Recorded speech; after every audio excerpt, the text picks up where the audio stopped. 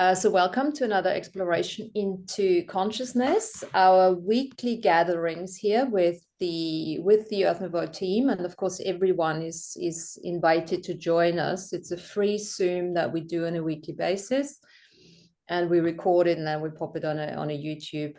And the more we share it, the more people maybe wanna join us, or at least just listen to it and see what's going on.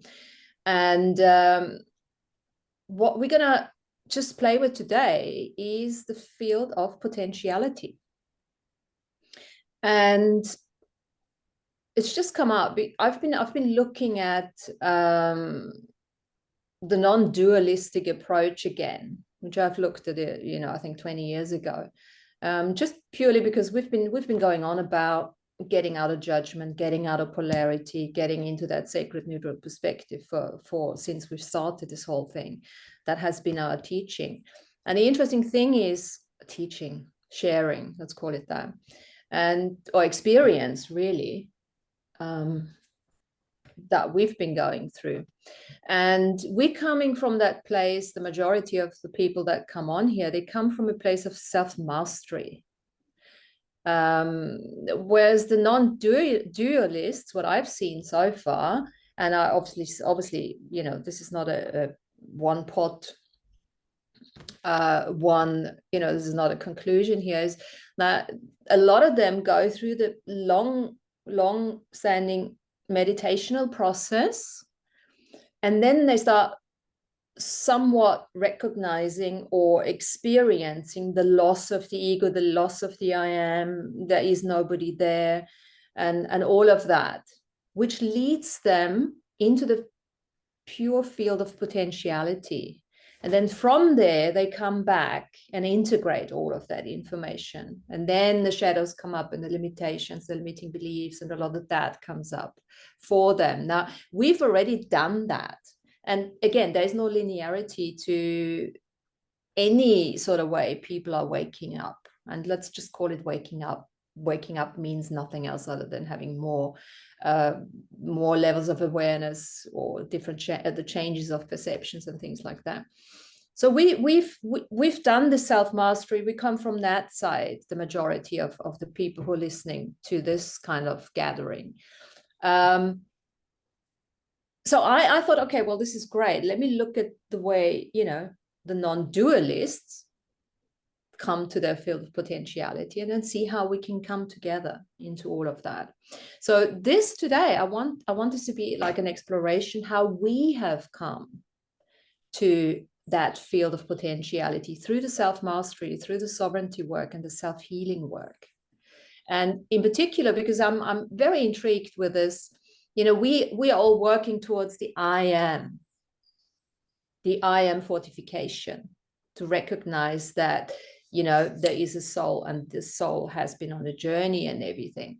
And I'm wondering, is there a particular need to completely lose that I am before we can go back in order to tap into the field of pure potentiality? Is that really required? Or not necessarily? Or is that something that we are doing anyway? It's just a different kind of, there's no linearity to that. And there are glimpses and glitches.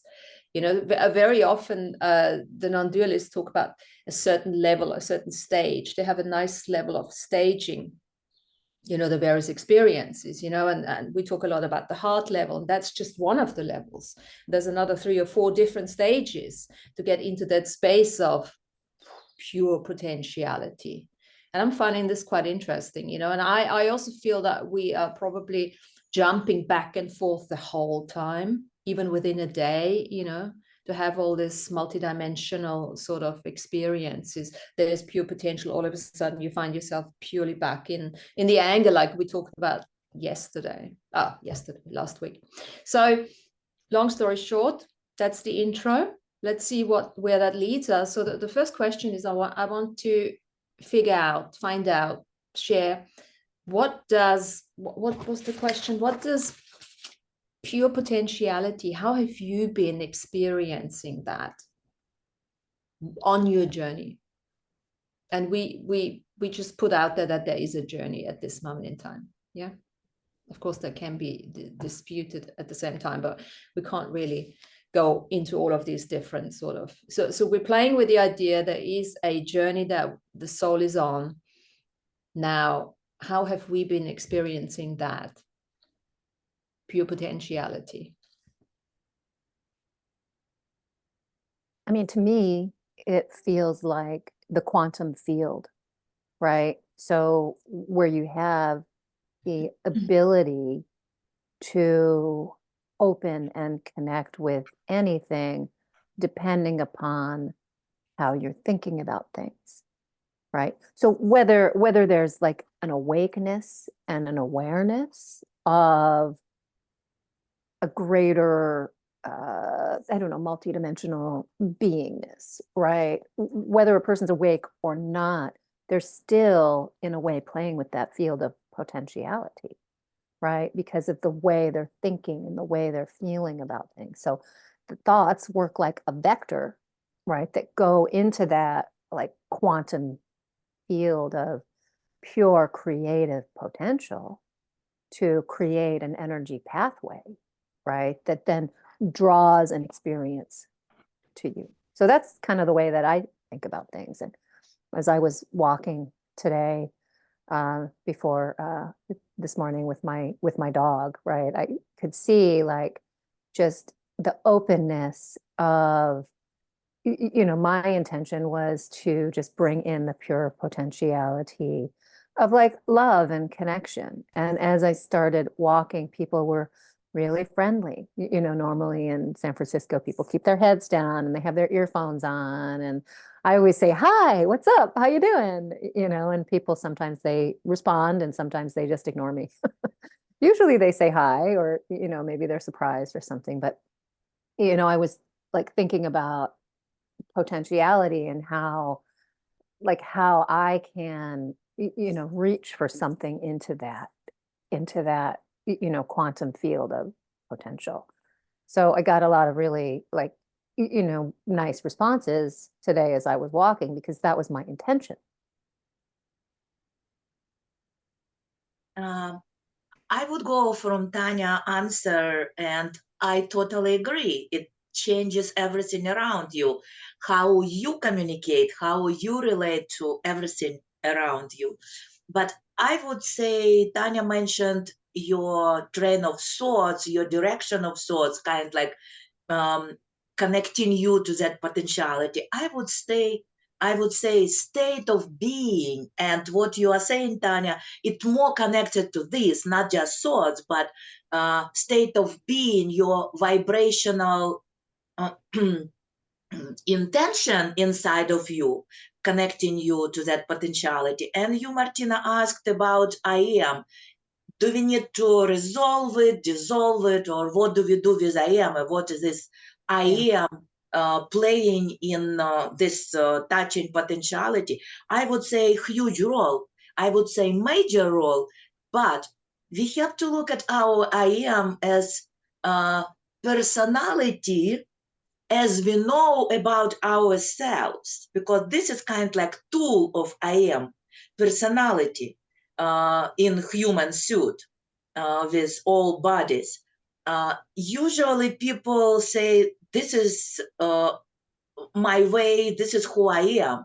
And they don't pay too much attention that they can work with this I am personality level. But if you decide that my I am today, how what I put into that collectiveness of I am, traits of personality, not serving me with my desirable experience today, that potentiality that is opening for us around us today very actively, then maybe you look into restructuring, look at your character. It's a so fun work. I went through that work long ago in the beginning of my awakening. Spontaneously, I created for myself kind of like technique, how to look. I discovered that I was so predictable that I couldn't step into potentiality because already everything was defined for me by my behavior, how I was stepping into situations, I would not open anything new for myself. Nothing. Everything was already predicted for me, and I knew it. So I start to work with that, unstacking how I would step into situation, and that totally, completely changed my how I would touch potential of situations. Even at that time, and it was 30 years ago, today we have that potentiality for each person so active. So everything, entire universe today activating and organizing for us on human level, that potentiality. So we need just find where's my situation, where's my potentiality that will bring me that smile, that, you know, good mood, that outcome that I need, that I want, that I desire. And it is related to I am personality. It is. And all parts of that I am technology that is already built into this suit. How we can connect to that potentiality, that higher self connection, it's actually that potentiality that everyone looking for. Yeah, then everything will be just fine, and not more than fine. Yeah. So this is kind of like my vision and my practice. So from a non-dualist perspective, just from the few things that I've explored here now, is the true and the pure potentiality goes well beyond thought. It goes beyond the I am. It goes beyond. They are having experiences where their bodies no longer function because they don't have a body.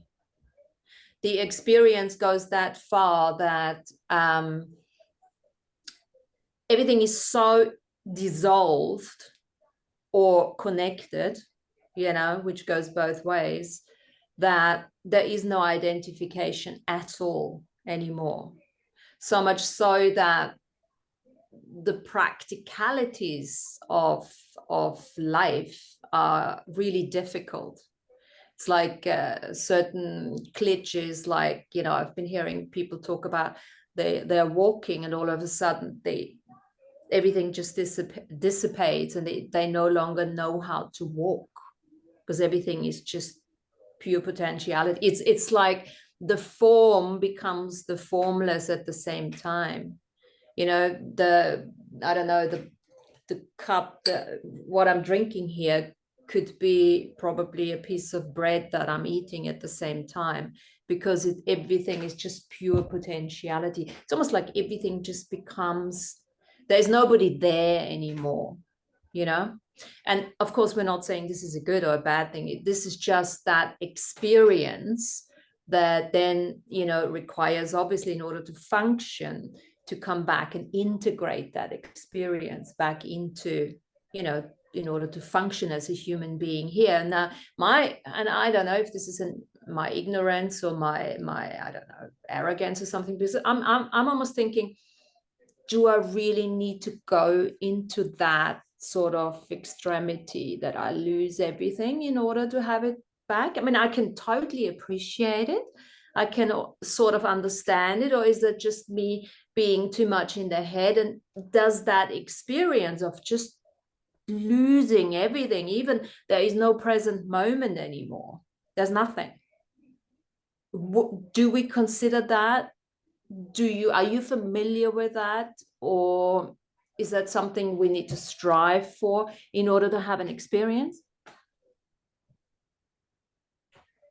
I mean, I would suggest that it is an experience, right? That I think when you're holding a certain vibrational frequency and certain energy, you can be open to this sense of time, no time, right? I mean, I've been like driving or walking before, and then all of a sudden it's like, where am I? What am I doing?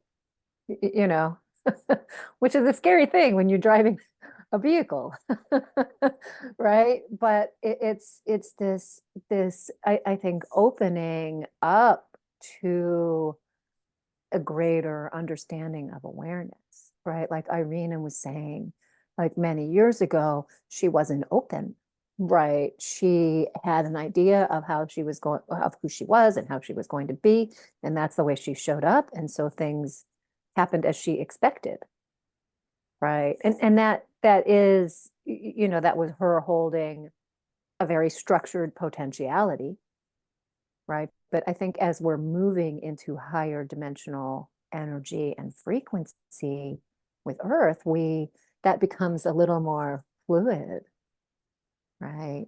You know, and like the sensation of being here, but also being in those many places at the same time, right? It has been, you know, really present for me for a long time. I remember getting out of my car one day. I was parking on the street and opening the car door, and it was a busy street and there was a bike lane.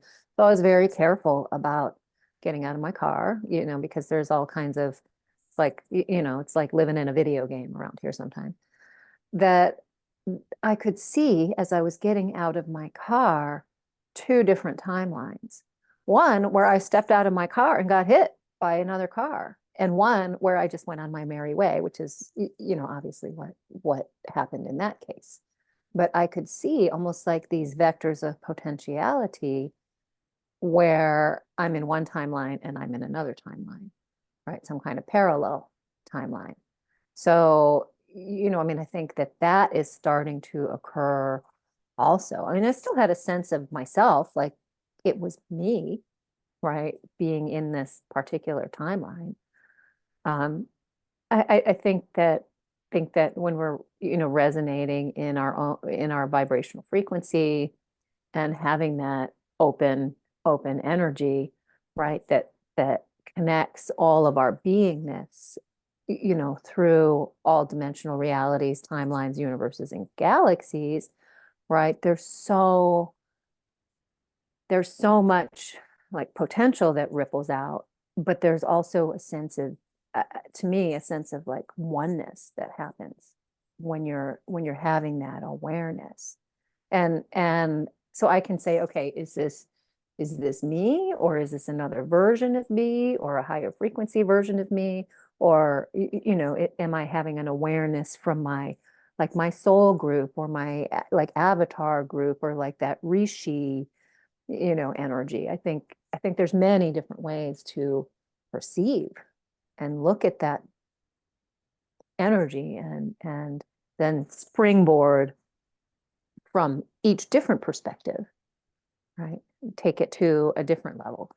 Like when I'm just looking at my own individual consciousness, that, you know, and all the things that I have to do, right? Like making my tea and making dinner and working with clients. And, you know, that's like the Tanya here and now in this timeline and time stream that's talking to you, right? But there's also a lot of information coming through that adds to that. I agree totally with what just Tanya said. I just maybe add a little piece how I see that happening for people differently. I would add, depending where you are grounded. If human experience, just human experience, only fun for you, you grounded in human psyche, in human understanding of this reality, and you will have perfectly potential of that. Again, based on who you are. If you are grounded in more expanded, kind like you have in your awareness, understanding of Mother Earth, Father Sky, it is still based on I am presence. You're not losing that potentiality, yeah, opening for you. It can be grounded like still in human experience, more or less human experience, but it can be expanded, like Tanya mentioned, depending what you are allowing, how much of that expansion you allow in your daily experience. in your life. Or look at this kids who are totally, completely disconnected from those roots, and they are connected to some, I don't know, subtle energies like games, like through games, they are connected to races, different places in this universe. This is where they are choosing to be grounded. It's only thing, it is still not very developed, kind like experience that valued in our society. I mean, like it's hard for them to find equal exchange in this society to serve themselves, being part of this reality, like even buying food, paying for their place and all that. It's becoming better so they can find their place. But it's again, in my understanding, where you are grounded, where you put your roots, what is holding you, what kind of reality for you, your reality. What is your choice of potentiality? Because like Tanya said, I agree 100%, entire universe today, our potential. And we are restoring again, being everywhere and doing like having experience everywhere at once and being aware about that in a moment of your existence, that you are not just human being, but that potential, like Tanya already described, I have like 2 ways to go from here. And it's not just 2, it's multiple, it's unlimited amount of ways to go from each point where we are. But today it's big deal where you are rooted, in my understanding, where you are rooted. That potentiality will open for you. Well, and I think we see all kinds of people like rooted in the global narrative, right? And the culture, which I think does limit the potentiality because it's limiting the information, right? That rises to the surface in the public consciousness. But for them, it's not limited. For them, it's not limited. This is their potentiality. And they still playing and having fun with that, you know, to have their diamond only here, not to put it into some factory where the diamond of their experience will be, you know, polished by different understanding of who they are. It's still their fun. It's only staying in my understanding. Is it going with today Earth's direction and universe direction? Do they still pushing forward agenda that is yesterday or many days before yesterday? That is not fun. If they are in power structure, for example, and they are pushing that agenda, that is slowing down everyone and everything. But if they are doing it for themselves, please have fun. So, okay, so this is an interesting thing about grounding. Can you see when I do this, is the thingy going weird when I minimize, or is it all the same? Have you seen that? It just looks the same to me. It looks the same to you. I think it depends on how we're viewing it, right? Oh, okay, because I was just wondering if I should read this, because I wasn't going to, but I asked that question. What is it like? Because it's a good thing that we started talking about grounding, because I think the grounding is changing, and from a multi-dimensional perspective. And I've been working with this little or big guy, and I asked him the question. Is just somebody who I drew him, and all of a sudden, I started having conversations with him, and he's a 300 DNA strand amoeba from the Andromeda galaxy. And I think I said it last time. I think I came across that amoeba species through AB when he was doing one of his shows, and now he showed up. So I asked him the question. I said, so what does it mean to be omnipresently grounded as an avatar, right? And do you want to know what he said? Then I can read it for you guys. Yes, please. Yeah, let me find it.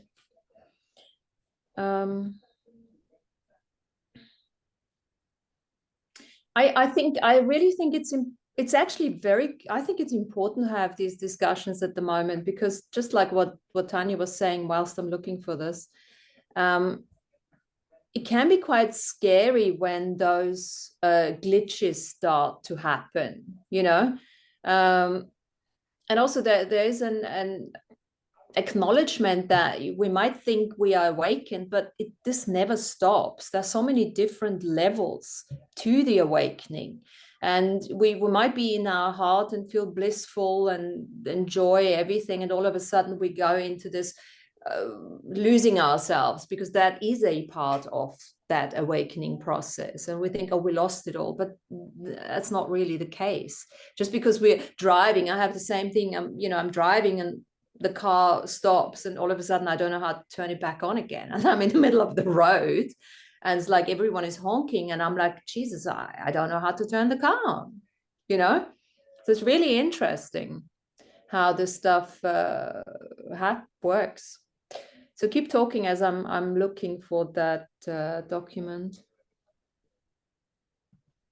Yeah, I think it's really interesting to hear different perspectives of grounding. You know, from my perspective, you know, just going back to the global narrative and the way that it's almost been like a layer, right? That's suppressing that, or like a box, right? That says, okay, this is going to be your available experience, right? And from what I've seen, and I have seen this in a lot of different places, that it's been really hard to sort of like pierce through that and connect to the pure source heart of Mother Earth.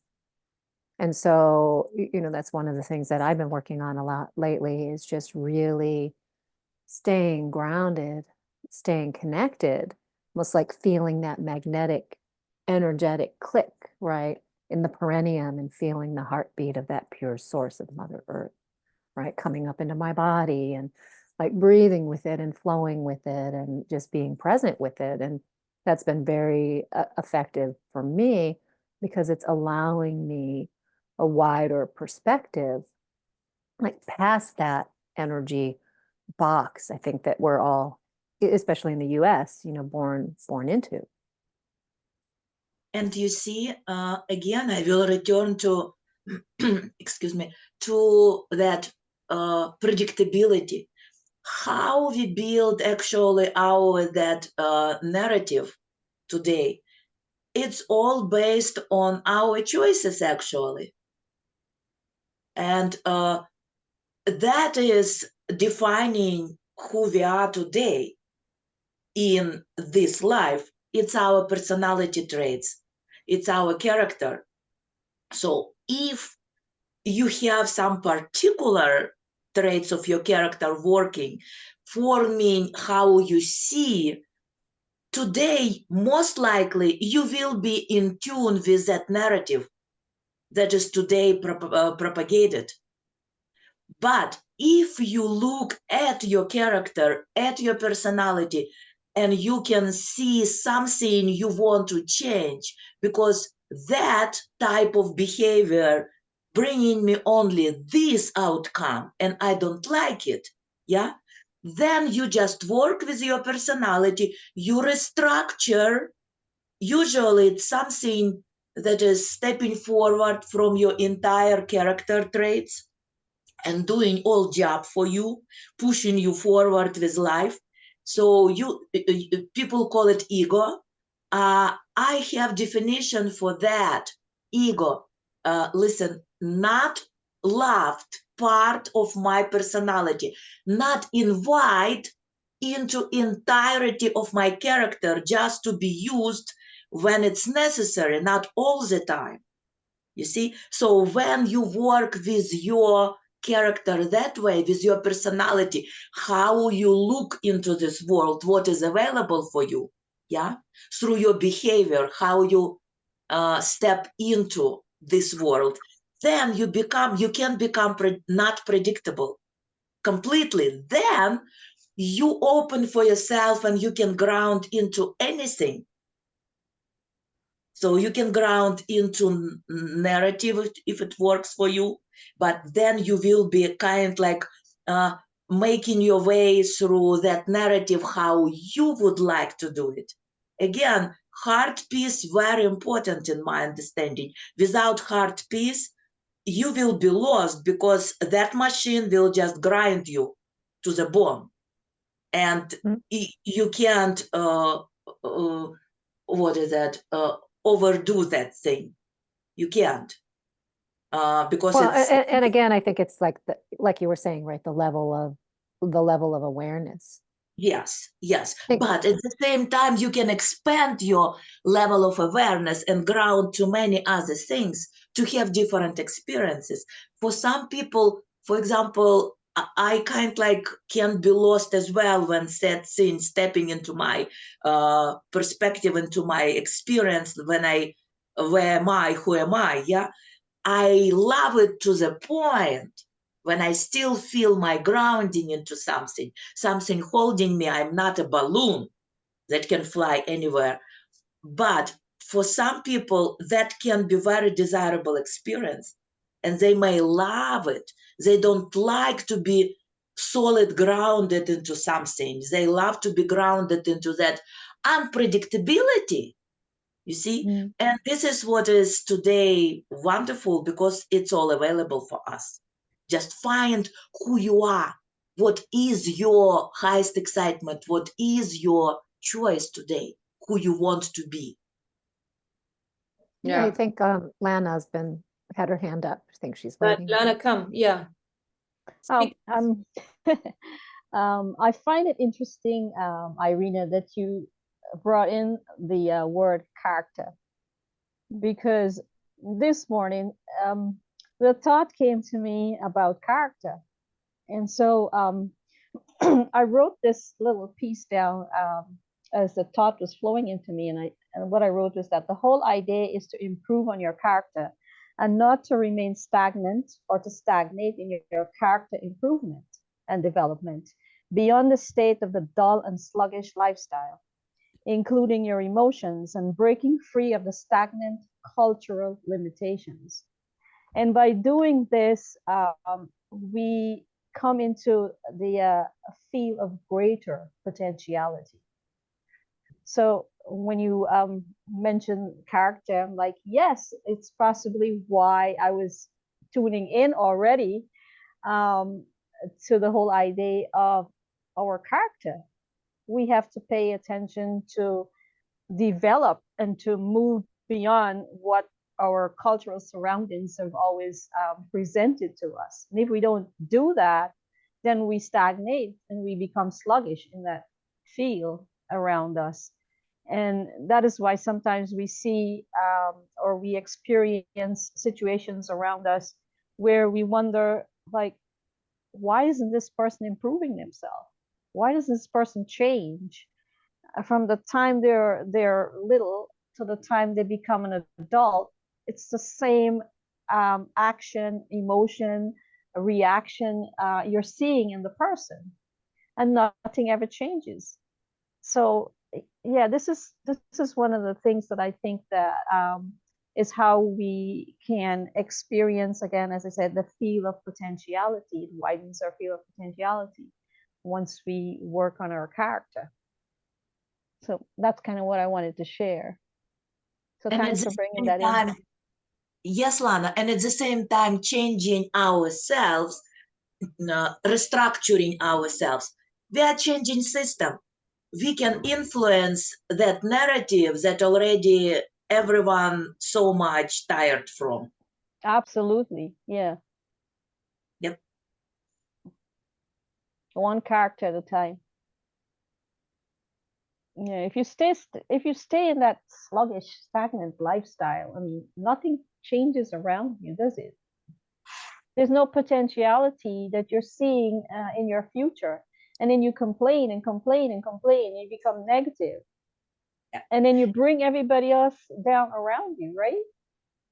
And even more stuck. You experience already predicted, you just thinking about it's like, no, I'm not even doing anything. I'm not even going anywhere. And you become really like completely closed. Exactly, exactly. And you see that something else with this pure infinite potentiality, we got to open ourselves up to no longer looking at the past, the present, and the future. No longer looking at the character, but being in allowance of everything just to arise through pure choice. But choice is no longer coming from a place of control, is no longer coming from a place of goal setting or plans or intention or attention. And this is obviously, we're just playing with all of that, you know, because, you know, how is this going?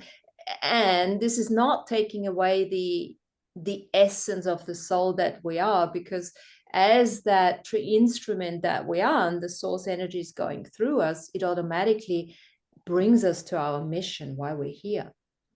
But we're taking out all the indoctrinated conditioning.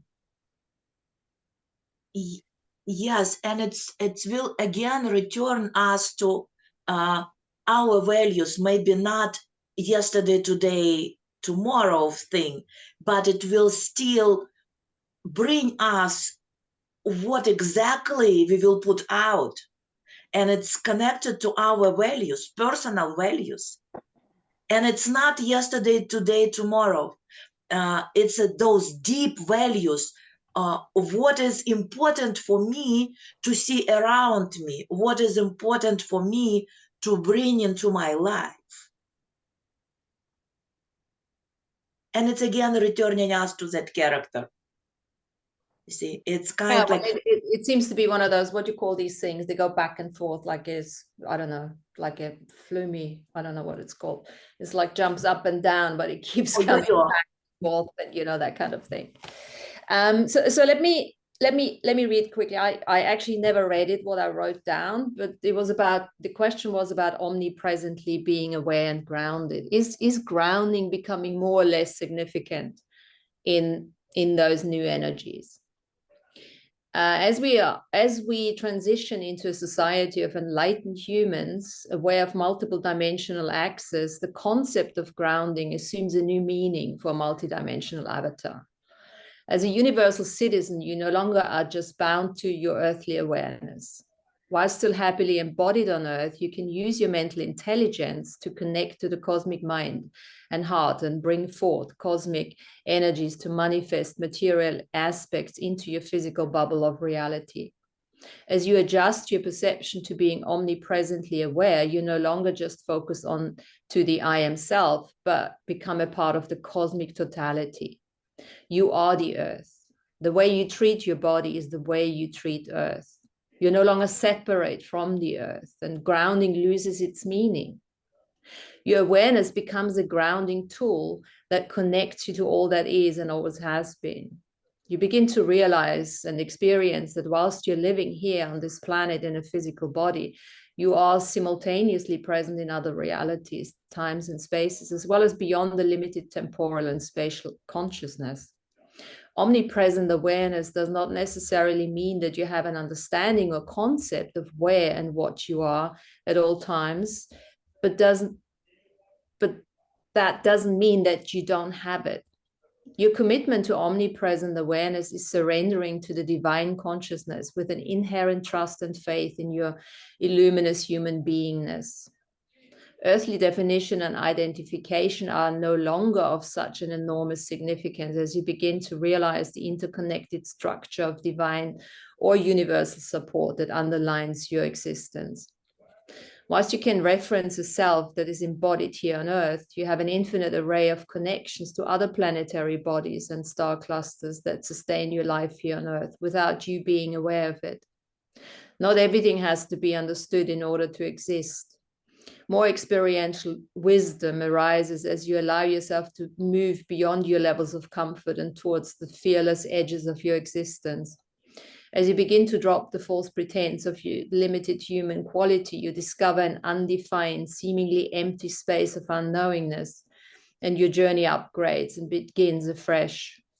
New seeds germinate and grow from this place of divine consciousness, and life will never be the same, whilst not much necessarily changes on the outside. You no longer need to ground, but learn to relax into floating in the embryotic fluidity of pure awareness that nurtures your avatar. I love it so much. This is description how to be grounded into unlimitedness. Not like human experience, we had to be grounded most of our experiences to Mother Earth and from there to Father Sky. But this is pure grounding into unlimitedness. It's like no soil under your feet. It's like no anything that you can define even, like your future or today or yesterday. It's like everything in flow, in that potential. You see, it's we are dancing around the same words, but this is only our vocabulary today. But this is definition how to be, in my understanding, how to be grounded into unlimitedness and have experience. Yeah, and I suppose this is part of that, you know,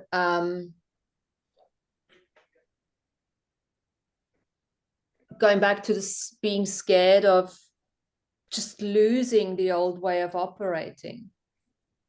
And it is scary to no longer know how to, but of course it keeps coming back. But it's really important to notice those glitches and not go thinking, oh my God, I'm going all crazy now, but almost see, okay, well, great, that's the next level, if there is such a thing, into that complete letting go, that surrender, what we're talking about. And I think, you know, we talk about surrender, we talk about letting go of control. And I think with this, especially with those energies coming in, we have this amazing possibility of infinite creation, instant manifestation. So I think, Irina, you mentioned it before, it's like pure potentiality allows us to instantly manifest. And that doesn't mean that we all of a sudden need to, because there is still that element of signature frequency, that vibration, that harmony, and that frequency, harmony, and vibration, right? That makes a difference. But we don't have to think about it anymore. We don't have to even imagine it anymore, because we're connecting to that spirit, to that intellect. And intellect, again, we talked about this before, it's got nothing to do with knowledge. Intellect is pure choice. And I've written for us a non-duality meditation, which I'm going to read at some stage. But there is this thing which I've also written in the book, which keeps coming up for me, to go beyond cause and effect and cut through those algorithms. Because at the end of the day, there is this, in pure potentiality, you go into beyond cause and effect, and what remains there is choice, pure choice. And you see what you are saying, it's so yes. At the same time, again, I will return, just returning me to the same topic of your character, of your personality. You can make that process of your expansion and be rooted in many different things at any point of your experience by your choice and make it comfortable for you. But again, if you are predictable, it's kind of like impossible. If you are not predictable, then everything in your hands, even driving and stepping into that experience, where am I, who am I? If you are already worked your way to be unpredictable, you will have that moment in a place where it is comfortable for you. This is that potentiality that is available for us. So you will flow with the universe. You will not stumble from one experience to another, how I get there.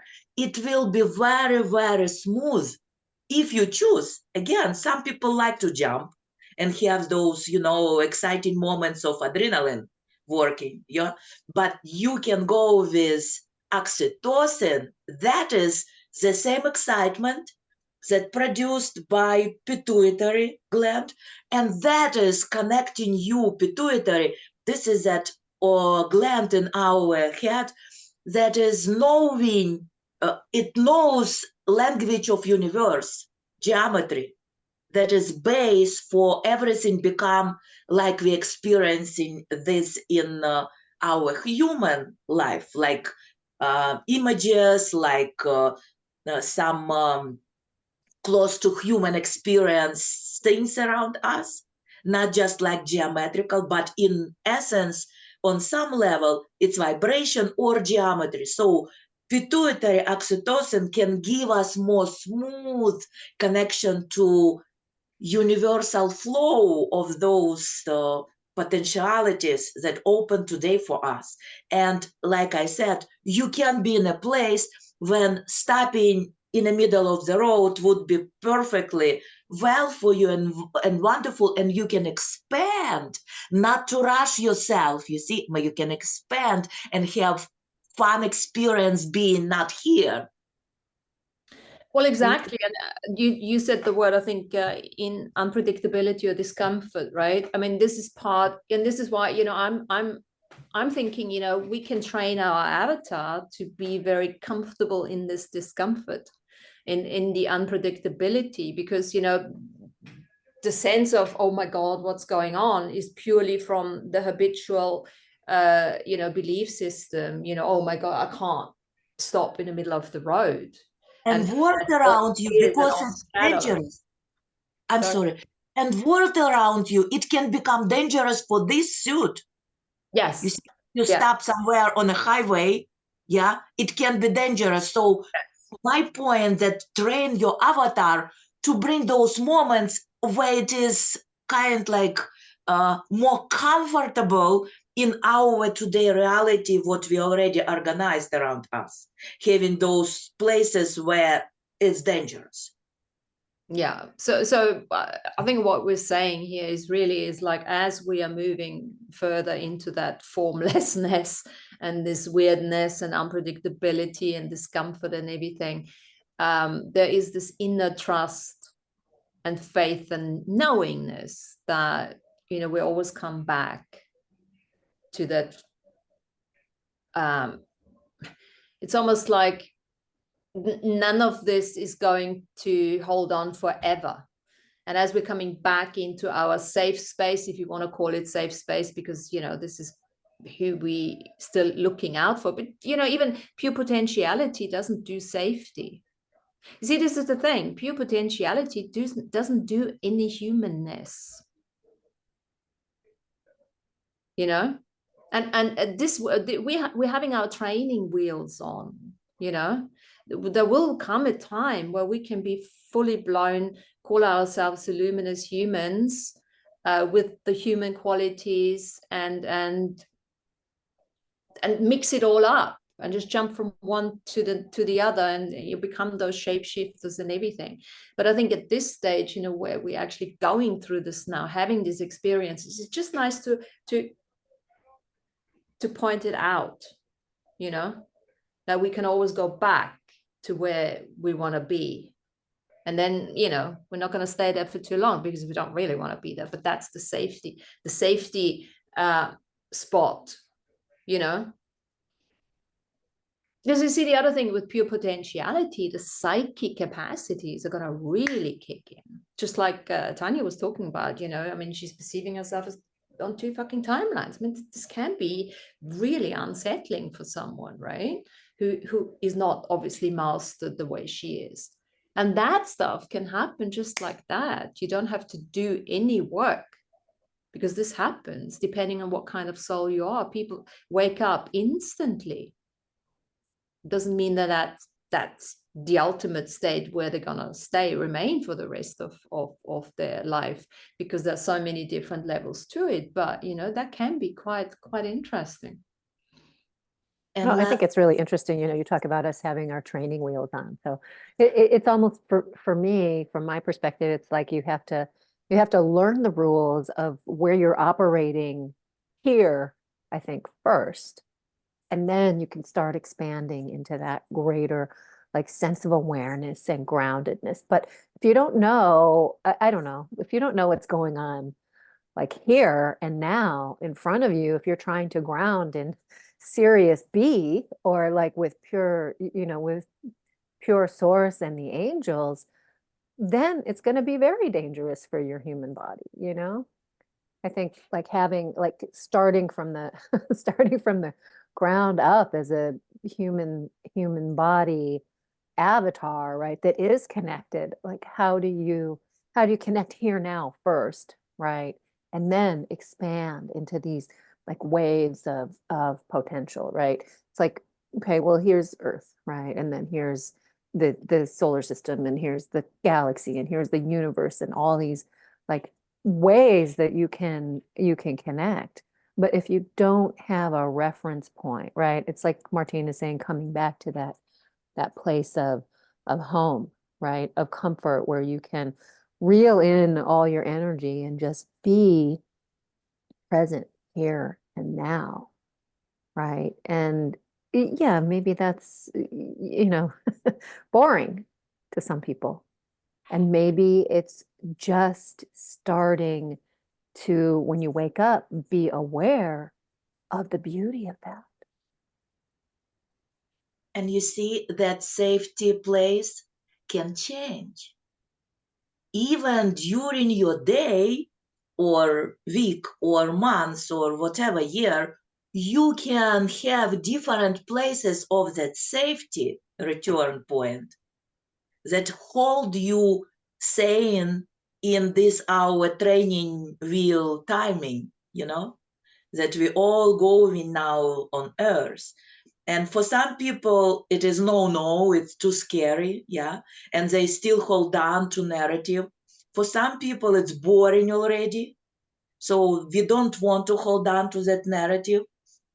We want different experiences, fun experiences, and what Martina was saying, training your avatar, it's that who you are, what is valuable for you, yeah, how you see universal connection, who you are. If you still see that something more or less, that will bring you that experience, that you will be dependent. If you already see everything as co-creation, equal co-creation, this brings you completely different experience. Yeah, and I think, you know, we always talk about the school being the earth being a school here, and the way to look at that is, you know, the mastery and the sovereignty work and the healing work that we've done in the last couple of years was basically the basis of the education. It was karmic resolve, and lots of us move now to the PhD level, you know, and this is where, you know, without the karmic resolve, without having what Tanya was beautifully explaining, you know, this is our place where we can come back, nurture our bodies, because obviously we have a body. So, you know, there's a lot of gratitude in this magic and the beauty that we are experiencing here. And at the same time, we can now really start looking at the next level, because we have prepared ourselves. And yes, will we trip up at times? Of course we will. And that's okay, because we know where to go, rest, relax, and get back into it, and rejuvenate, you know, and collect our energies and bring them back. So this is really pure potentiality, exists on every level, as Irina lovely explained in the beginning, exists in every level of awareness, and we have to be responsible for the level of awareness that we are at.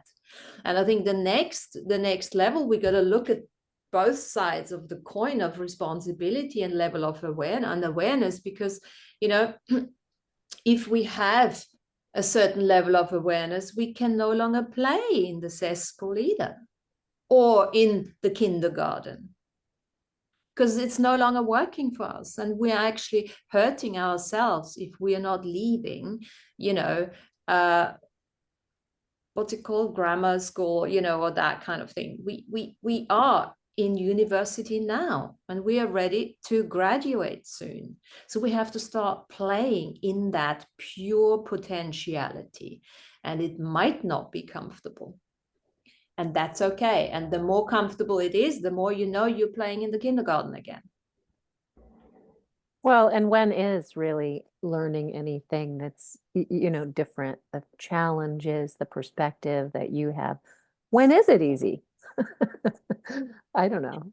I always find that like learning new information, right, pushes my boundaries, which is And great. You know, and it helps me expand. Sorry, and I believe make it hard, not easy. It's our habit, how we look at that. We kind like in front scared, and in front programming, this is, I have to do something that I never did, so it won't be easy. What if we put different energy, opening new boxes? What if we put that energy of excitement? I'm opening new box, like in childhood. Remember how we did it in childhood? We never were scared opening new box in childhood. This quality that is part of built-in system in the suit, having that inner child inside, not how psychology explain it, it's a different thing.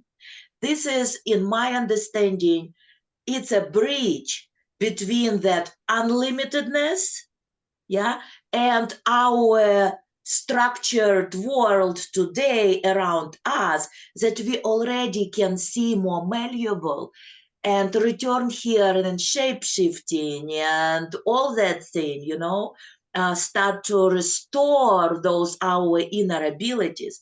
But for that reason, really, we have to have the child inside in that state when I can do anything. I want to do anything. Not like parents taught child, don't go there, it can be something bad or dangerous. We have to return that part of us, that skin suit that built in our psyche, that inner child, into normal state of that part of us. That excitement, that, you know, spark in eyes. I want to do, I want to be, I want, I can, no limits. Then our experience can be really different in this world.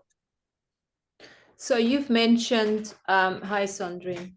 I certainly. You've mentioned, Irina, you've mentioned the skin suit here. So there's one question that in the meditation that we're gonna do a bit later, and there's a question. I put a question in it, which is linked to what you were just saying. That giving everything, that rekindling of passion. Choose your word: passion, devotion, commitment. You know, it's all slightly different energies. Choose whatever works for your level of awareness.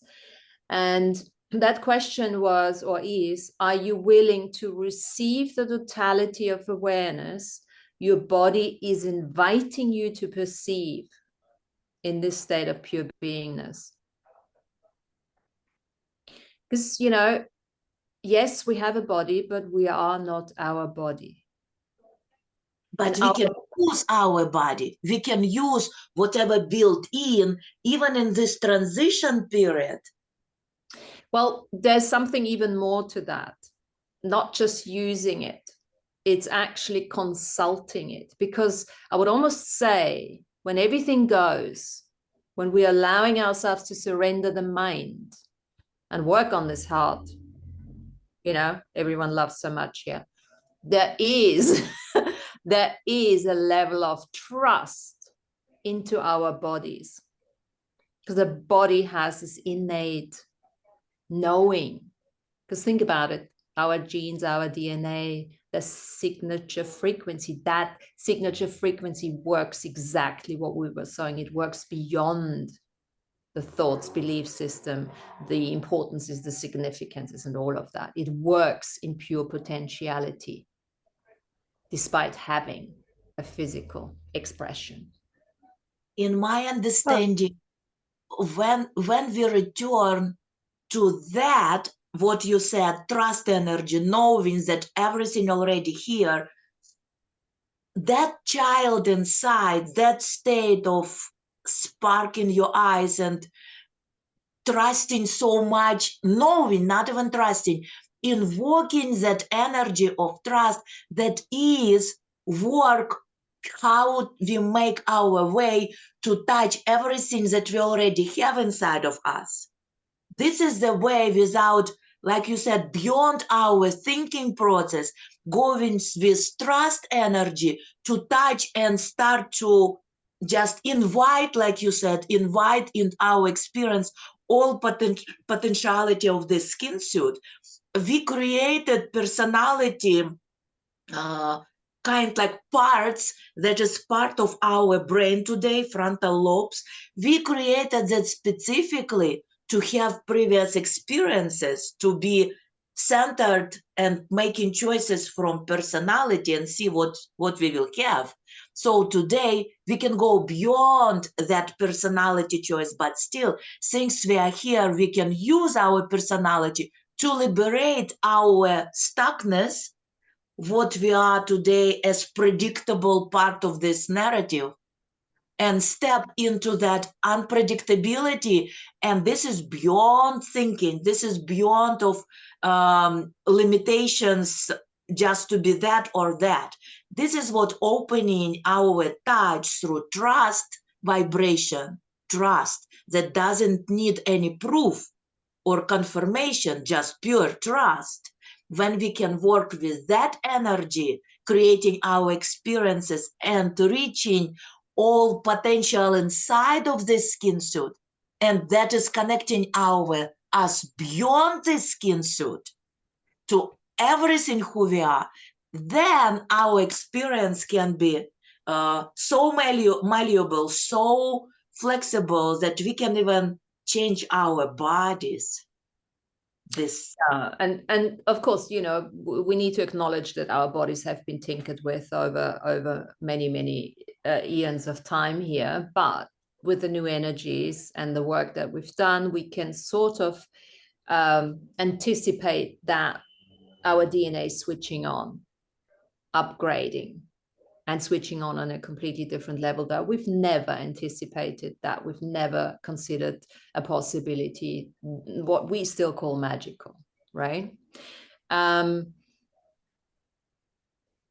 me, on the medicine, when I did my medicine journey, I had I really looked at trust, and I realized that trust is actually intuition, the sixth sense. I've just inculcated trust, intuition, and the sixth sense into the blender now. I've just thrown it into the blender. That works for me energetically. I can work with that. So an intuition already takes me out of my mind. It takes me into the cosmic mind. Yeah, I don't have an issue with the mind, as you guys know, but it connects me to the cosmic mind, and it allows my intellect, my choices to be made from a different place. And there's one thing, you know, as well, we do need to go beyond validation and invalidation and stop suppressing our capacities that we have through having a body, by having a body, because let's face it, we all know that our DNA is being harvested because of who we are. So there's a lot of pure potential that is being suppressed by the validation and invalidation that we're still doing. So even the value system for me is starting to get blown out of proportion here. It's like, what is this value system? I can no longer work on the basis of my old value system. Now, let's look at the universal value. Let's look at the universal laws. And this is maybe something we can do at some stage.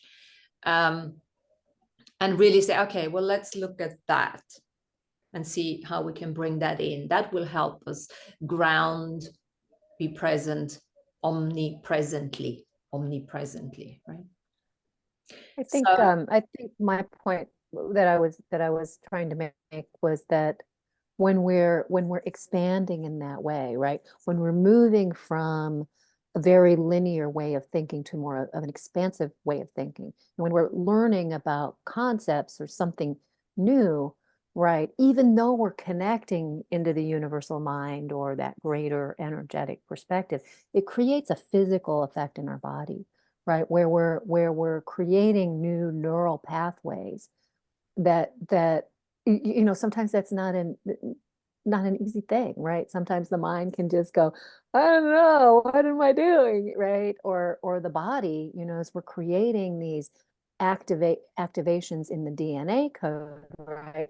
Allowing an opening for one of the strands of DNA and the fire letters to flow through, right? There's a physical effect. So, I mean, as much as we're connected to that greater expansive awareness and starting to operate from that place, right? We have this like physical effect that can, you know, maybe be a little bit challenging. And on a mental level, that is creating new beliefs. That is structuring our new potential.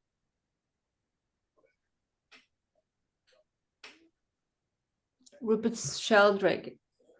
Tell us, Sandrine. I don't Yeah, wanna... no, because you were talking, I picked up on a few of the things, and there are some reactions going on. And Rupert Sheldrake on the universal laws, he says it might be more interesting to look at it from and use the term universal habits, especially in the context, you know, where the universe is a being, you know, is a being that is conscious, because that is, you know, the outcome of many of his propositions, let's say. So I found that very interesting, the universal habits, because we are also more guided by our habits than we are by our laws, because how many times are we actually breaking the laws? We do it on a daily basis somehow, somewhere, you know, because this whole construct of law is just a construct, absolute construct. I mean, that is not how you live naturally. We all agree on that. It is how you live socially, maybe. It depends on in which country and which culture that you're living in, right? So what is also coming up more and more for me is this on the DNA. I kind of like still think that with all the tinkering that has been done with our DNA, because I mean, it's now obvious that there has been somewhere some splicing and adding, you know, something, a record, or, you know, putting it somewhere, somehow away from somebody else, somewhere in the universe as a hidden secret. Because, you know, I don't know how much is it 70% that we are not using, somewhere around that? I have no idea anymore, but it's a huge percentage that we are not using anymore, that we do not know how to use. Because maybe we were never taught and we were never supposed to use it, or maybe it is that now we are coming into, you know, this frequency and the high vibrational state where we could actually start using it. And I do believe that some people manage to do that already, you know, more and more, because also of the fact that we are now created this virtual connectiveness, although we are already all connected, although we lost sense of that connectedness from wherever and whenever it happened. Again, social construction, cultural construction, all that on top, you know. So I still believe that there is somewhere this DNA thing, like getting in touch with it, trying to, you know, ignite it somewhere, somehow, using somewhere language or a technique somehow to open it up and be able to use it in some ways, you know, like a supernatural, or, you know, all these gifted persons that actually know how to use energy, how to focus healing energies or whatever frequencies, you know, and stuff like that. So, and I'm more and more convinced that, yes, we're talking about this suit, this bodysuit here, but I do believe that there was a very, and I don't want to point it as an intention, but why not? That sometimes you need to have two things so that it works, right? So maybe the consciousness, the one consciousness becoming the many, and using the bodysuit was meant to actually experiment more things than we can think of, right? And just only because of the fact that you put these two things together, it is able to do that. I don't know if I'm expressing myself in. I still, but okay. It's like this image in Deep Space Nine when Odo went back into his liquid form, and he resolved in the ocean, and he wasn't nobody, but he was everything in a sense in that way. And then he came back. So it was only because he became a body again. And this is what I'm thinking as well, the consciousness needs the body to actually, like we discussed also in Turkey, the experiences and whatever, and this multiverses, and unfortunately somebody came up and constructed all these laws and these cultures and stuff like that, because you talked about values. Sure, I mean, this is something that is very important culturally. Again, I just came from an official representative function where I need to sit like that with my legs together and values and stuff like that. But is it necessary? Maybe it's what's expected of you. But because it is culturally in that cultural and professional framework, right? But otherwise I would just be running around naked, honestly, because that was my body was made for, right? You weren't here at the beginning. We were talking about pure potentiality to be the formless and the form at the same time. Pure potentiality. Yeah, you're just saying that, it's like you can present yourself as Sandrine with the body that we're all familiar with, but at the same time, and I sometimes use the word shape-shifting for it. You can shape-shift into a bear and be still your consciousness. Irina has to go. Okay, bye, Irina. Bye. Nice to see you. Thank you. Thanks for your contributions. Lana's going as well. Bye, darling. Oh, we're gonna miss that little turtle there as well. No, I'm saying bye to Irina. Oh, okay. And we welcome Jenny to the group. No, I'm still here. Yes. Okay, cool. So yeah, so that pure potentiality is really beyond everything. And I don't know who said it, supernatural. Did you, Sandrine, just mention that? I also think I'm watching them again just to have popcorn TV, I just sometimes need that so badly. It's like that'd be a question. I mean, we were saying earlier on, pure potentiality is on every level of awareness, but we're looking for pure potentiality where the form and the formless are the same, right? So in that pure potentiality, what we were saying as the DNA is switching on, we're also talking about starting to create our bodies and create instantly, manifest and do all sorts of things through applying senses that we haven't actually acknowledged yet. So we're going far beyond that sixth sense. And where the supernatural comes in, which we now labeling as supernatural, but is it really, bless you? Is it really? Because let's say we in our shows, I don't know, in a couple of months' time, it's like, guys, we talked about supernatural and we're doing it. We are transmogrifying like this, transliterating, teleportation. I mean, all of that shit is not far away, depending on what kind of choices you're making, what kind of mission you are adopting, devoting yourself to, committing yourself to. So okay, so here's is there something I need to read? No. Yeah? No. So there's something, so there's a question, that's just a question. So how, as I said earlier on, it's the non-dualists, they speak from experience about that pure potentiality. on a very different level, on that level where where the body doesn't exist anymore. At least it feels like that. There is where, you know, the entire I am doesn't exist anymore. The ego, as they call it, just dissolves and everything. But what is the body? You know, when we talk about this pure potentiality from our experiences and the glitches we mentioned earlier on already, what does it feel like in the body itself from our experiences?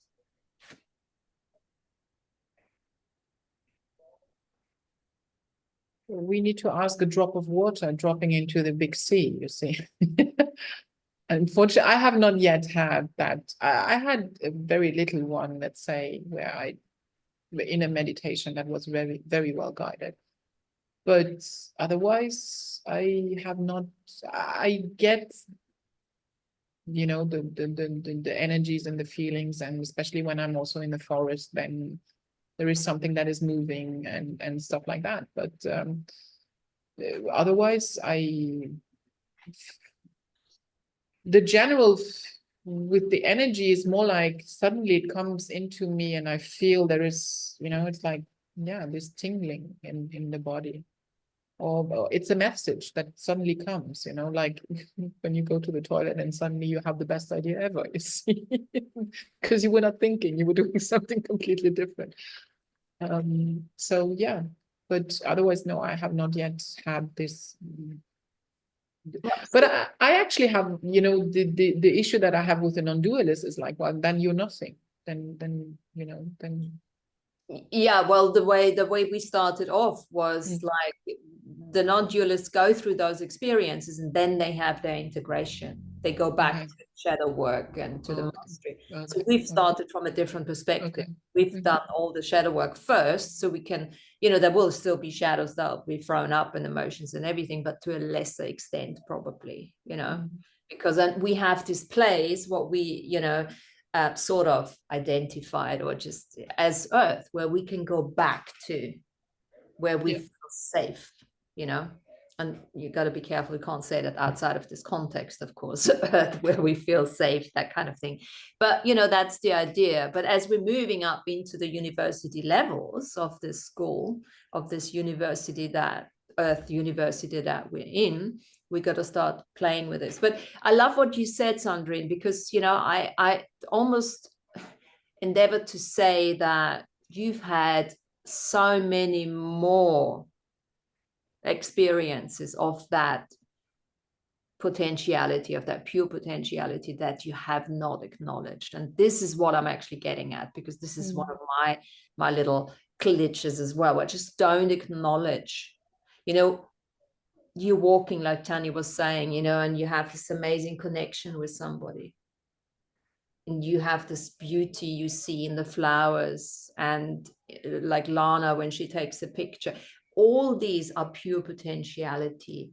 And I think this is something we need to really start, I don't know, honing in on. The more we acknowledge those beautiful, or it doesn't have to be beautiful, it could be intense. It could be, I mean, talking about intense, talking about passionate, talking about a sexual experience, because sexual energy is exactly that. You know, when through copulation, when you lose yourself, you know, or when you even, you know, I don't know, carry a baby and you just are so intimately connected. This is where the pure potentiality is. Now, these are those places and spaces and energies that we need to harvest ourselves.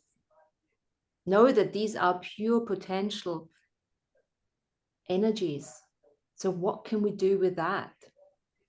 Makes me think of the energy of the particle and the wave, right? So when you're talking about like physics, you have this quantum wave of energy that's always flowing. But when you're acknowledging it, right, there's this energy of the stopping and the viewing and the witnessing, right? And I think that you can look at potential like that too. Like it's always a wave. There's always that energy that is ever present. you know, and it can be felt in the body, like water flowing or like air blowing or electricity or a spark of fire or, you know, just that sort of like quiet that you feel when you're sitting in the forest and no one else is around. You know, you're just hearing like the energy of earth. But I think as we open up into this greater expansive awareness, right, that is multidimensional and is pure consciousness, not necessarily earth-based, that there's other elements that also come in to play with that. But then stopping for a second and acknowledging, right? Like stopping for a second and acknowledging the beauty of the flower, right? Or the difficult situation then that this homeless person who's passed out on the sidewalk is in, right? It's like, okay, that's their potentiality, or this is the flower's potentiality, and I'm just like being a witness to that and acknowledging it. And it happens all the time, not just in blissful dreams, not just in the blissfulness of our experience. So it's like a little example. My sister sent me a text yesterday and she said, look, I found this new thing and it's very good protein, it's good for the bones, and it's called amaranth. Yes, amaranth. Yeah. Mm-hmm. Yeah, and you can eat it just like quinoa and things like that. And she said she's trying this out now, and I'm like, okay, this sounds interesting. So I Googled it, and it was the food in South America from the Aztecs, and I'm like, okay, I need that. You're in. I've never heard about it. I just read Aztecs. No, I never heard that. Oh.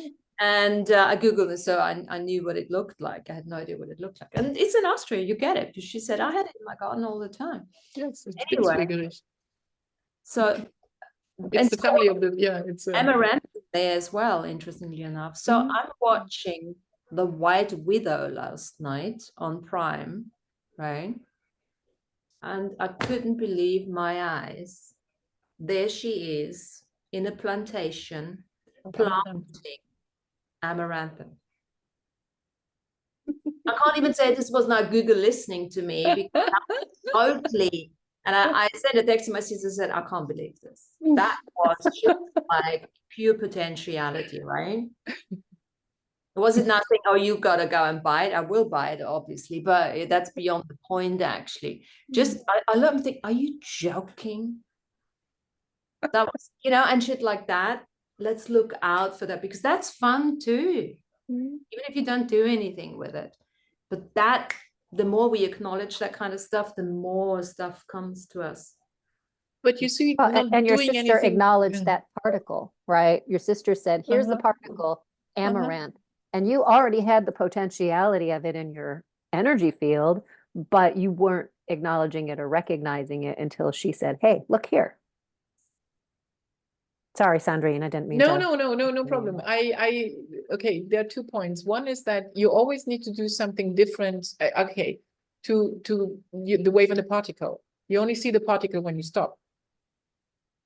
And when it keeps moving again. So you need to have one point. There is, I don't want to say a duality, but there is a duality in a sense that you need to stop and there is something else. There is one state and then there is another state. So this is where I always get a little bit confused with all this non-dualistic thing, because there is definitely, you can again become one, but there needs to be, a separation to make it salient and to come it out.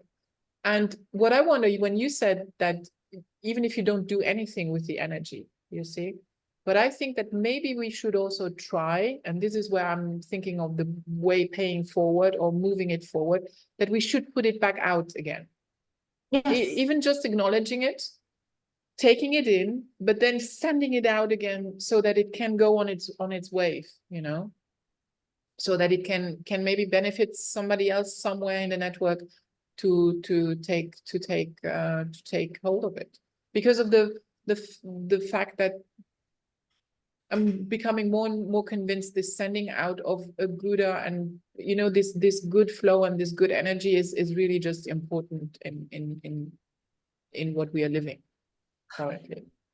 Well, I like that, and you see, this is why we're doing what we're doing. Yeah, exactly. Even I'm not even sending out. I'm just excited about something and I'm sharing it. And whoever wants to look into it is good. And I have absolutely no point of view, if any, as we said before, if anyone watches this, because those 2 hours that we are together, we're just having fun. We're just sharing where we're at, and we're inspiring each other. And that's really enough, as far as I'm concerned. Everyone else watches, and please do, because you might get something out of it. But you're absolutely right. And you see, there's one more thing I want to say to that, because, you know, it's funny enough, it's certain people that do that with you. They mention something, and it's funny enough, it so often happens with my sister.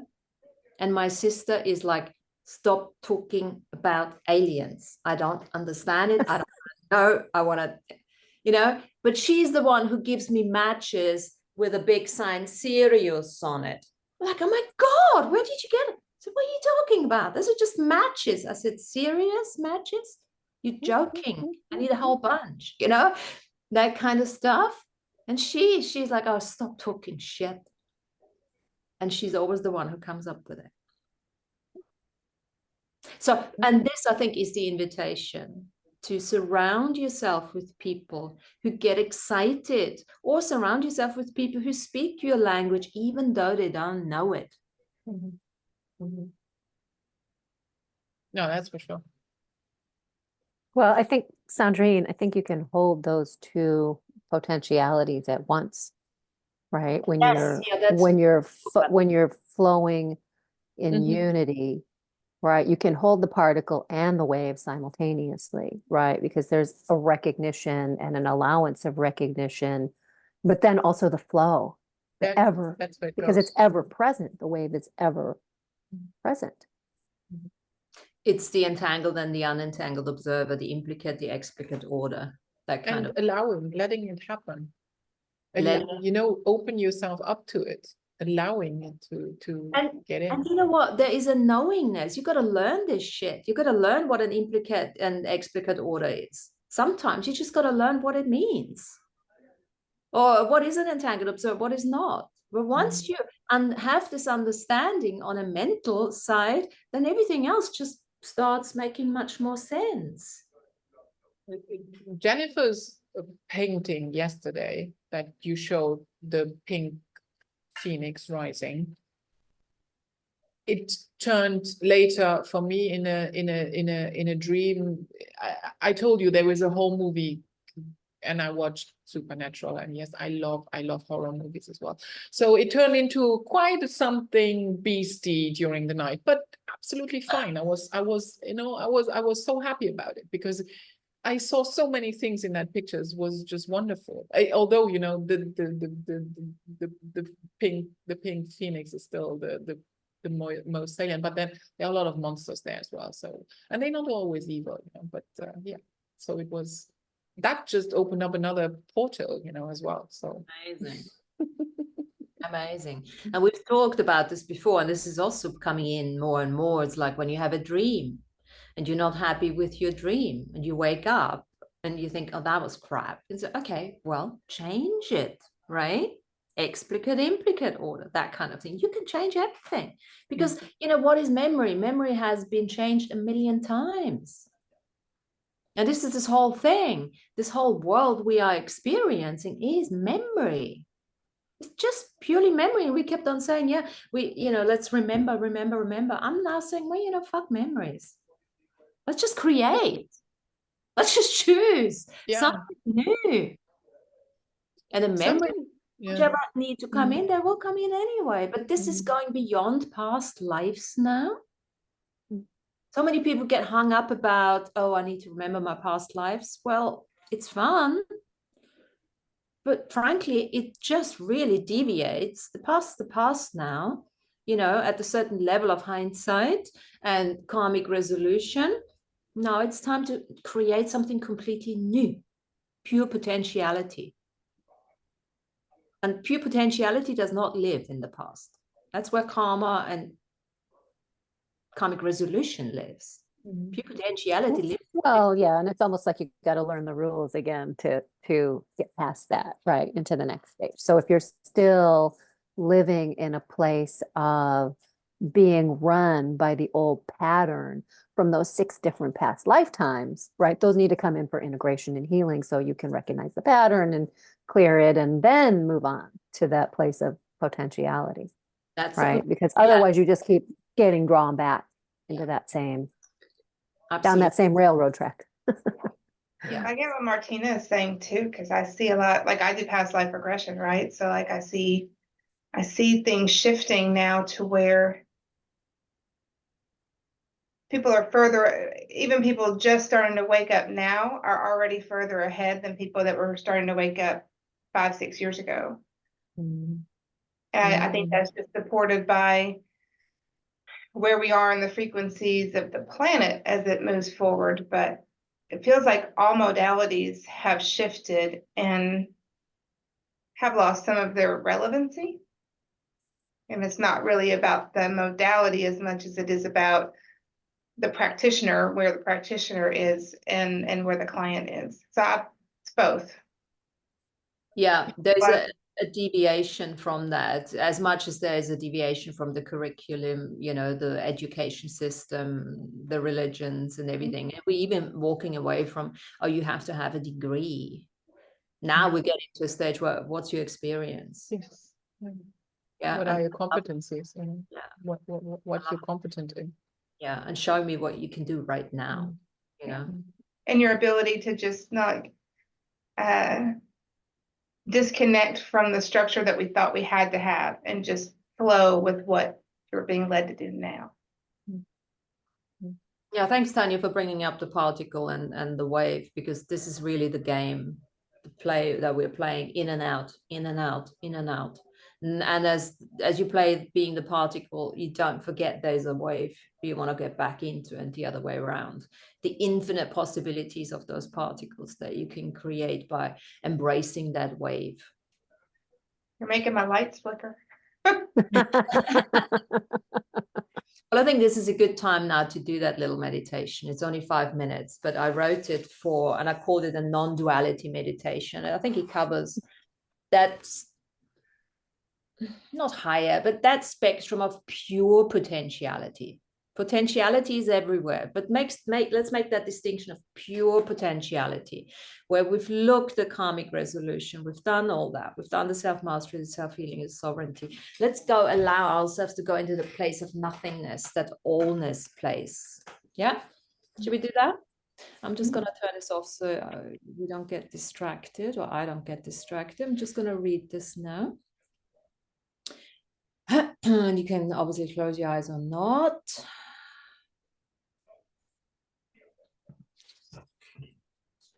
Good. So just close your eyes and take a deep breath here. Relax your mind, relax your body. And allow all thoughts and concerns to fade away. Invite grace and gratitude, and allow change to happen beyond your expectations and wildest imagination. Visualize yourself floating in an infinite expanse, free from the constraints of space and time.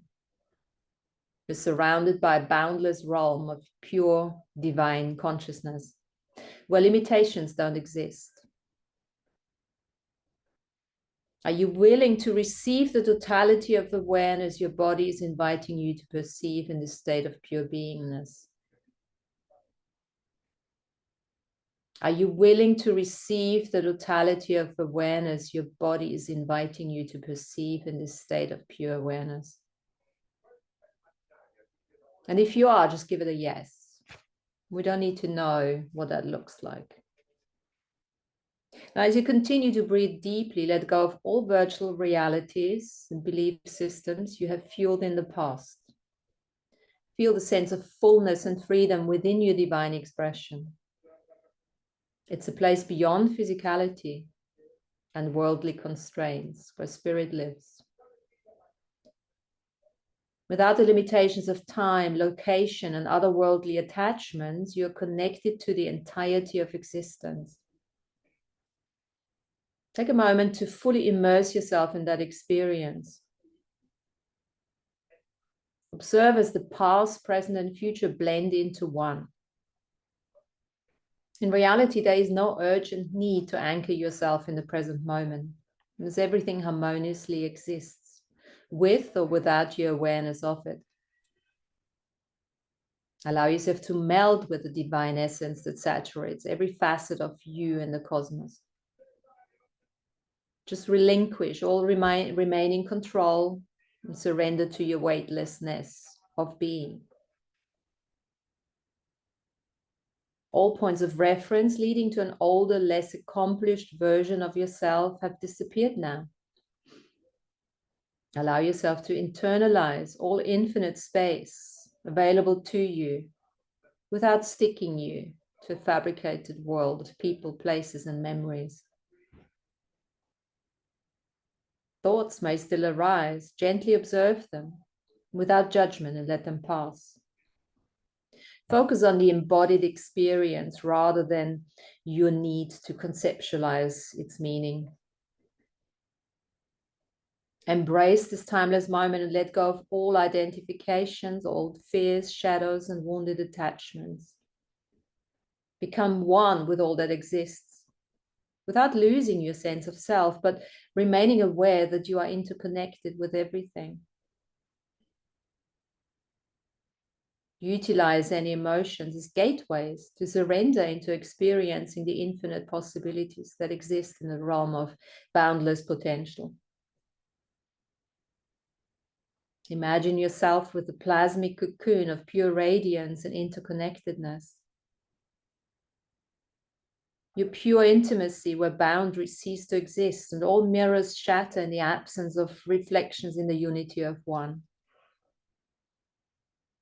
Immerse yourself in the vibrant colors, enchanting sounds and melodies, delectable flavors and captivating scents that surround you. Simply acknowledge the depth of your experience. In this state of pure potentiality, perceive the endless possibilities that lie before and within you. Surrender to the emptiness that may fill this image, for it is not void, but rather a boundless stream of consciousness. Within lies the seed of creation and instant manifestation. Everything you aspire for humanity, everything you seek for the self is within your grasp. Experience a profound sense of peace radiating from your very essence. The serenity gracefully whispers gentle words into your non-existing ears. All previous significances become faint, losing their importance. In the depths of this tranquil state, there simply is no room for mediocrity or limitation. You find yourself in perfect alignment with the divine consciousness, which surpasses the necessity for observation and introspection.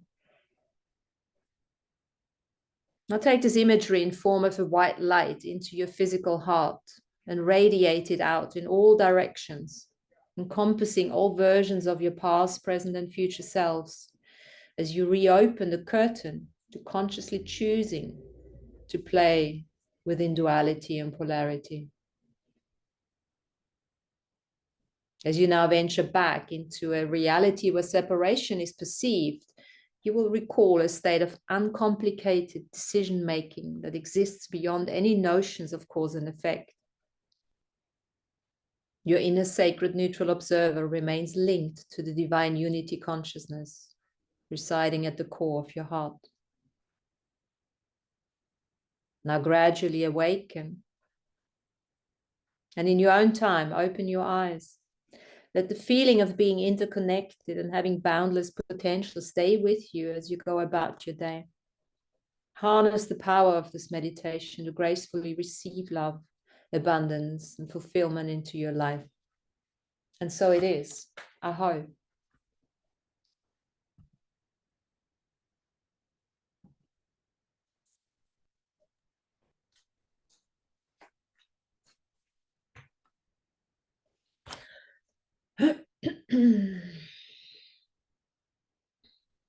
Was that pleasant? You're welcome.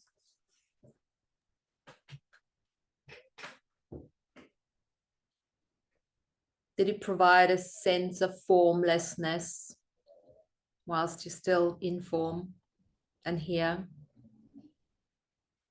I just went flying. And every time you try to like change the thing, like I would fold back into myself and go out the back of myself and just go flying again. So lovely. I get that sense of weightlessness and formlessness, right? I think when the closest experience that I can get here on Earth, right, to that sense of weightlessness and formlessness is floating in a warm ocean. I think of the Playa Norte, the North Beach on Isla Mujeres, or like Oriental Beach in San Martin, right, where it's just this pure, calm, warm water, right? It's like taking a, sea salt, Epsom salt float, like in a flotation tank, but floating, right? Feeling that, like that similar body temperature to the water, and like just letting go, right? Just allowing. And it is an allowing. It's like you can't have that experience unless you allow for it, I think. And I think it's almost like something we have to practice, because it's so different to what we considered manifestation to be like, the hardship, the work that needs to go into this. Now, there is dedication as well and devotion that goes into that, but it's a different kind of manifestation using pure potentiality, because we want to start creating beyond what we think we want, or what we need we want, or what we desire we want. We want to be, speak for myself, I want to be surprised. I want to be surprised by myself. Oh my God, I didn't know you wanted that. It's like when I drew that little Trocarius, what I call him, it's like, what? Do you want to talk to me? Okay. I'm like, whoa, that doesn't mean that if I don't work with him now, I call him a him. He laughs his ass off when I call him a him or anything, because obviously he's none of that. Most of the questions I ask him, he just thinks I'm crazy. Why do you ask shit like that? I'm like, okay, fair enough, But that's a cultivation. A cultivation. I would also suggest that is a part of you. Oh, yeah. But it's the same with our bodies, It's like, of course, the body is a part of me, but it's like, hey, let's talk. It's so much. Sometimes think about it. When you have a problem and you discuss it with a friend, it's often gets a resolve because you are dissociate from it by talking to somebody. So I think what I do with this Trocarius, it's obviously me, but any Chandler, channels himself. I don't even call myself that, you know what I mean? So it's like, this is why it's so important sometimes to just dissociate, to have a conversation, because it just is a different way of communication. And I think that's what I want to do actually. One of those weeks, what we're going to do is we prepare a couple of questions, right? And then we're going to throw the question out, and every single one of us, we just pretend that we're channeling, right? Whoever, don't have to say who, and we just start talking as if you are channeling. And we just talk. It doesn't matter. Whatever comes out can be nonsense, which I can assure you it will not. But, just to get into that, allowing ourselves, and this is the practice I'm having at the moment. I also work with integrating each other's, that shape shifting. I play with that part, that shape shifting. And what I love about this part, and I think that was the part that actually did come through in the medicine journey, because I was told I had this integration. He's just trying, I call him a he, as I said, he's just trying to elevate me. Every time I ask a question, it's like, nope, That's not your kind of question. That's a 3D question. We don't need that. Nope, nope, nope. Like, okay, it's very useful, but it just keeps me on a higher level to ask better questions. You know, so when I asked him about the grounding, omnipresently grounding, I thought, yeah, that's pretty cool. You know, lots of the stuff that he came up that I wrote down, we already know.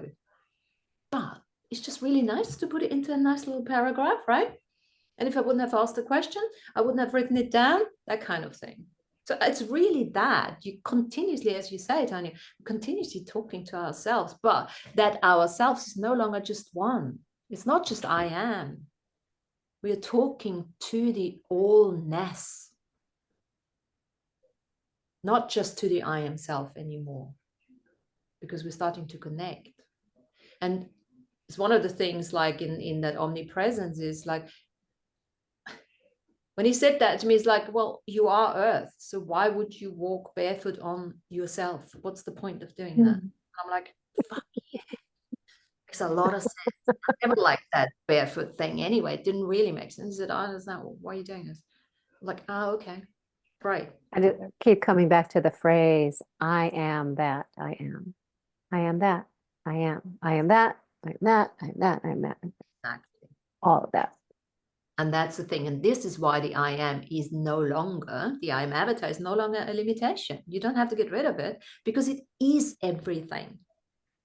It includes the multidimensional, your multidimensional avatar. Yes, you are still colored in the choices through your soul, but you have access to pure potentiality. And the less you define yourself, the more access you have.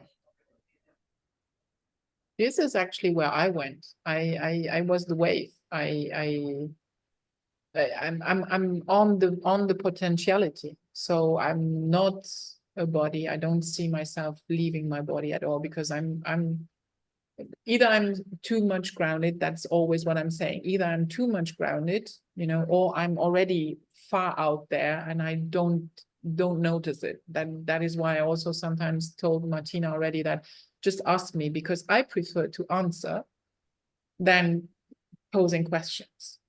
It's more in my and also the way that you said now for channeling. I do believe that sometimes I am not even using my mind when I'm speaking. Honest to God or to whomever. It's just coming out at a moment where it needs to come out. And I'm like, you haven't even thought about that, what you're going to say now. And I'm saying that, you know, and it's just coming out, and it was the right thing to say and the right thing to go. And it's just coming through me, you see. So I'm like, okay. And experiencing that every time it happens, like, okay, where is it coming from? But I do not go really there where it is coming from. Just like, okay, I'm going with the flow. I'm using that to go with it. Is it wherever it's coming from? You know. So this is where I also, for me this year, I have added to my intention of wanting to feel light, but going the extra way, the extra mile. You know, just like wanting to feel like going the extra mile. It's in my head. It motivates me to actually do also things that I haven't been doing before, or doing them in a different way.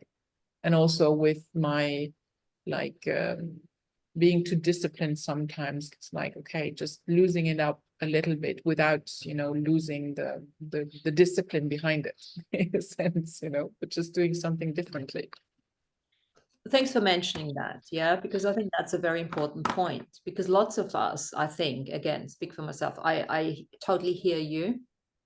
And I thought, what is this commitment all of a sudden? Where does that come from? You know? And as you were speaking, it comes from a level of trust.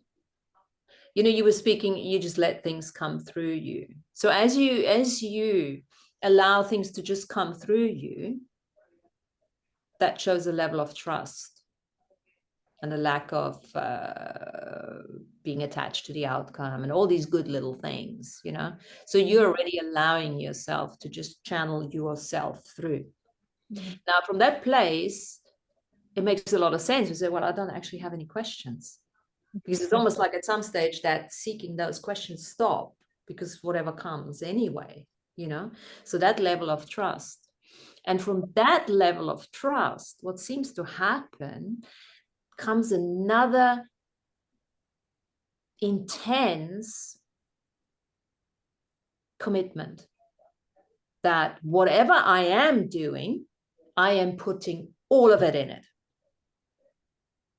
Because, you know, I can trust that this is what I need to do and there's nothing else I need to do. I'm going to put everything that I've got, I'm going to put into this, which we could call devotion, passion, a rekindling of passion. Everything's going to go in there. But the difference is to what we did before is you don't do it because somebody else is telling you to do it. You just know you have to do it. Intuition, sixth sense, trust. And you also do it because you know you're not going to diminish you if that doesn't work out.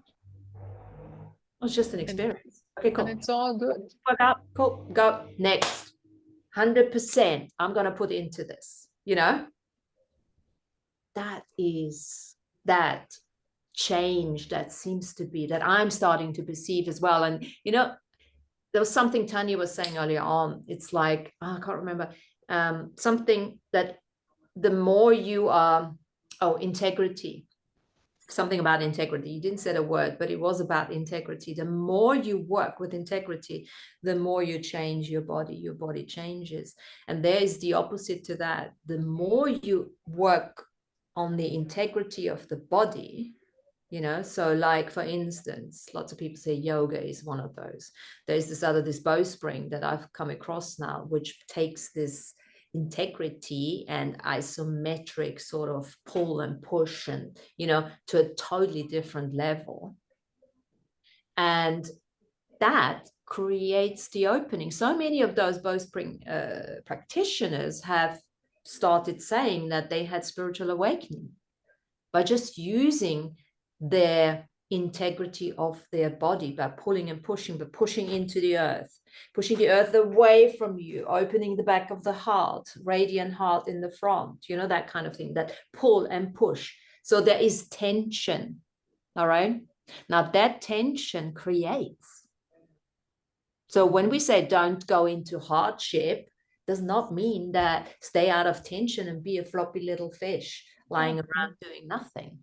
So do not shy away from the tension, rekindle your passion, but it's all going to feel different and you're going to give it your all because you're no longer attached to anything. I have looked up a little bit on the bowstring on use YouTube. that. Do you have some that you already like? I just flagged 3 of them that spoke to me. There's not that many out there, but did you look up the Daisy Springer? She's obviously one of the creators. Okay. So the best thing to go is on Instagram and put in global bowspring. And then, you know, with time, the algorithm shows you, or you can do the same on YouTube. I did it on YouTube and I found 3 that. Yeah, they're not that many. Just, it's okay because, you know, the idea, you can almost make it up yourself once you get a bit further down the line, once you get the idea of it. But it's really important to get, because it's very different to yoga. In fact, it's actually, a lot of it is the opposite.